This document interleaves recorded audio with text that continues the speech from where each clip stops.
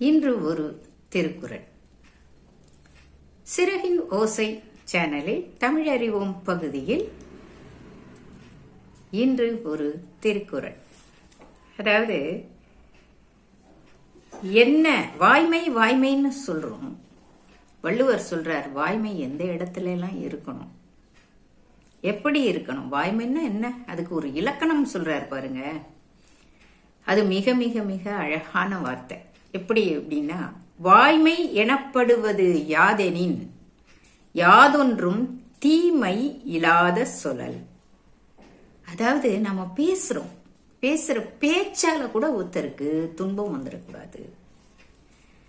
நம்ம சொல்ற சொற்கள் அவர்களை பாதிச்சாலே அங்கேயே வாய்மை அற்று போகிறது என்று சொல்றார்.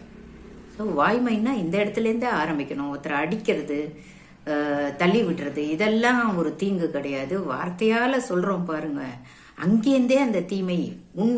உண்மைங்கிறது எந்த இடத்துல, யாருக்குமே தீமை தராத சொற்களை பேசுதல். அதத்தான் வாய்மை எனப்படுவது யாதெனின் யாதொன்றும். அப்படின்னா என்ன? யாதொன்றும் ஒருபோதும் தீங்கு தராத, தீமை இல்லாத சொல்லல். ஒருபோதும் தீங்கு தராத சொற்களை பேசுதல், மற்றவருக்கு தீங்கு வரக்கூடாது. புரிஞ்சுதா? சொல்லி பார்ப்போமா? வாய்மை எனப்படுவது யாதொனின் யாதொன்றும் தீமை இல்லாத சொல்லல். இப்படி ஒவ்வொரு திருக்குறளையுமே நம்ம இசையோடு மனப்பாடம் செய்தால் திருக்குறளை சுலபமாக கற்றுக்கொள்ளலாம். மீண்டும் அடுத்த திருக்குறளில் சந்திப்போம். நன்றி.